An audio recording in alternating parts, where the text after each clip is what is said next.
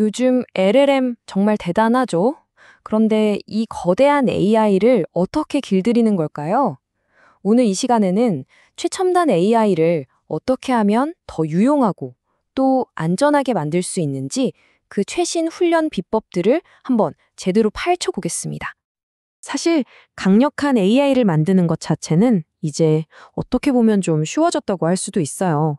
진짜 어려운 건 이 AI가 해로운 길로 빠지지 않고 우리에게 도움이 되게 만드는 거죠. 바로 이 과제를 얼라이먼트, 그러니까 AI의 목표를 인간의 가치와 딱 맞추는 거라고 부릅니다. 자, 지금부터 이 어려운 문제를 풀기 위해서 기술이 어떻게 발전해 왔는지 그 여정을 한번 따라가 보시죠. 네, 오늘 우리가 살펴볼 내용입니다. 먼저 AI 얼라이먼트라는 게 대체 뭔지 그 근본적인 과제부터 짚어보고요. 이걸 해결하기 위한 초기 방법이었던 RLHF, 그리고 이걸 확 바꾼 DPO 혁명에 대해 알아볼 겁니다. 다음으로는 AI가 스스로를 다르치는 CAI, 그리고 아예 구조를 바꿔버린 모의까지 살펴본 뒤에 이 모든 걸 정리하면서 마무리하겠습니다. 자, 그럼 첫 번째 섹션, AI 얼라이먼트의 과제입니다. 이게 단순히 다음 단어를 잘 예측하는 것, 그 이상이라는 건데요. 도대체 LLM의 목표를 왜 우리 인간의 가치랑 맞춰야 하는지 그 근본적인 이야기부터 시작해 보겠습니다. 네, 바로 이겁니다. 목표는 그냥 뭐든지 아는 척하는 똑똑한 AI가 아니에요. 진짜 목표는 우리에게 유용하고 또 해롭지 않으면서 정직한 AI를 만드는 거죠. 이게 바로 얼라이먼트의 핵심이고요.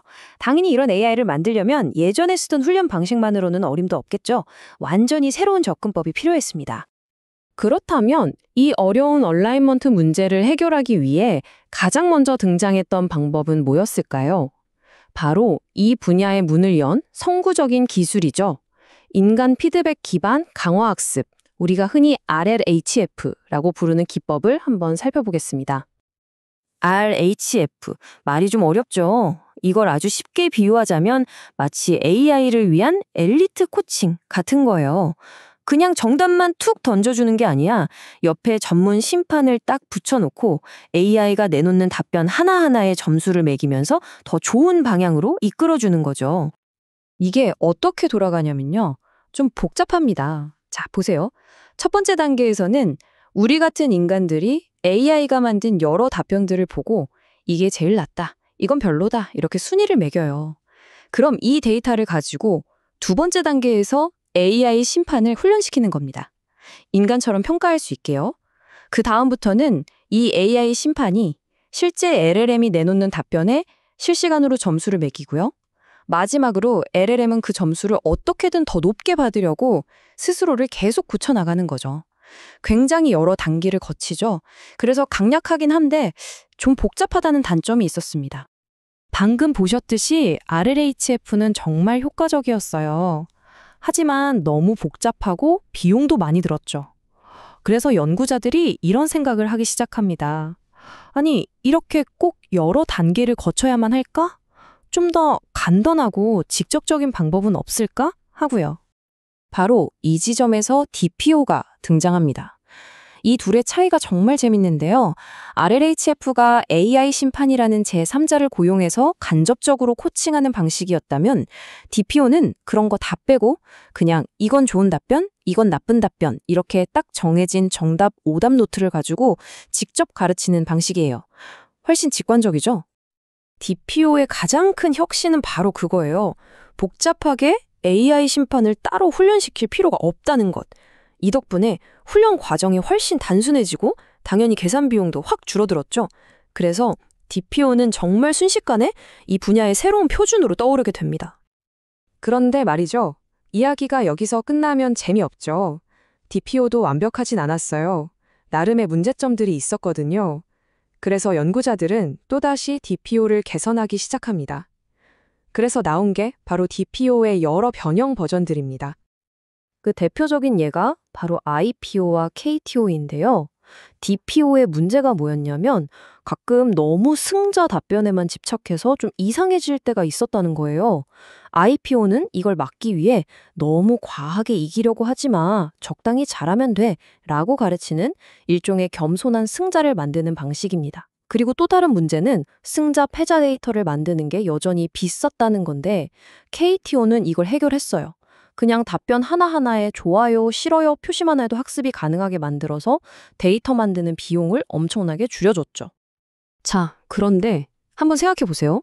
지금까지 나온 방법들은 전부 사람이 직접 데이터를 만들어줘야 했어요. 이게 엄청난 시간과 돈이 드는 병목 지점이었죠. 여기서 또 한 번 기발한 아이디어가 나옵니다. 만약에 AI가 이 데이터를 스스로 만들게 하면 어떨까 하는 거죠.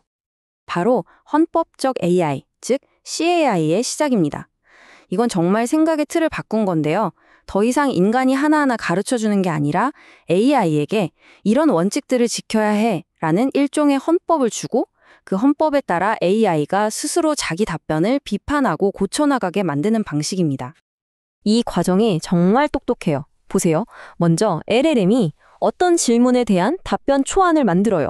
그러면 또 다른 AI가 딱 나타나서 헌법을 들이대면서 이 부분은 헌법제 몇 조에 위배돼 이렇게 고쳐야 해 하고 비판을 하는 겁니다.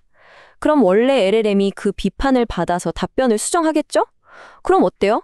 자연스럽게 수정 전 나쁜 답변과 수정 후 좋은 답변 한 쌍이 만들어지죠. 이걸 DPO 훈련에 그대로 쓰는 겁니다. 사람이 없어도 훈련 데이터가 저절로 만들어지는 거예요. 엄청나죠?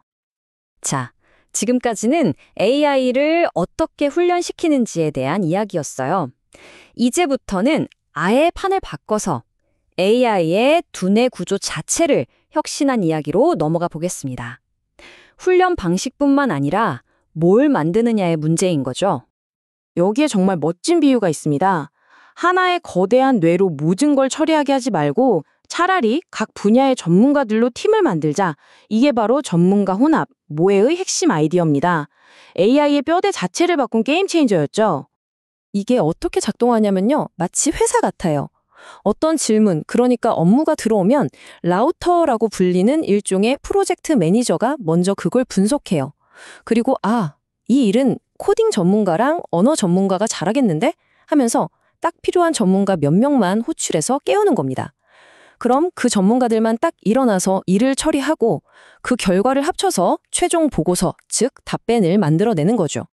이 방식의 장점이 뭘까요? 일단 모델의 전체 크기를 정말 어마어마하게 수족의 파라미터까지 키울 수 있게 됐어요. 그런데 더 놀라운 건 질문 하나를 처리할 땐 딱 필요한 전문가 몇 명만 일하니까 실제로는 계산 자원을 훨씬 적게 쓴다는 거예요. 엄청난 규모와 엄청난 효율성, 이 두 마리 토끼를 다 잡은 셈이죠. 자, 정말 숨가쁘게 달려왔는데요. 그럼 지금까지 우리가 살펴본 이 최신 LLM 훈련 플레이북 한번 쫙 정리해 볼까요? 이 표를 보시면 한눈에 들어오죠? 복잡한 AI 심판을 썼던 RLFH에서 시작해서 이걸 단순화시킨 DPO가 새로운 표준이 됐고요. 여기서 더 나아가 IPO나 KTO 같은 개선 버전도 나왔죠. 그리고 아예 인간의 개입을 줄이고 AI가 스스로 학습 데이터까지 만드는 CAI가 등장했습니다. 훈련 방식만 바뀐 게 아니에요. 모이라는 구조적인 혁신을 통해서 모델 자체를 더 크고 효율적으로 만들게 됐고요. 흐름이 보이시죠? 모든 게 더 단순하고 더 효율적이고 더 확장 가능한 방향으로 진화하고 있는 겁니다. 정말 핵심은 이거예요. 복잡한 심판을 두던 방식에서 이제는 AI가 스스로를 가르치고 전문가 팀을 꾸려서 일하는 시대까지 왔다는 것. 이 모든 변화의 속도가 정말 어마어마하게 빠르다는 겁니다. 그리고 이 모든 흐름은 우리에게 아주 중요하고 또 어쩌면 조금은 무서운 질문 하나를 던집니다. CAI처럼 AI가 점점 더 스스로 학습하고 판단하게 될 텐데 그렇다면 AI가 따라야 할 그 헌법은 대체 누가 만들어야 하는 걸까요?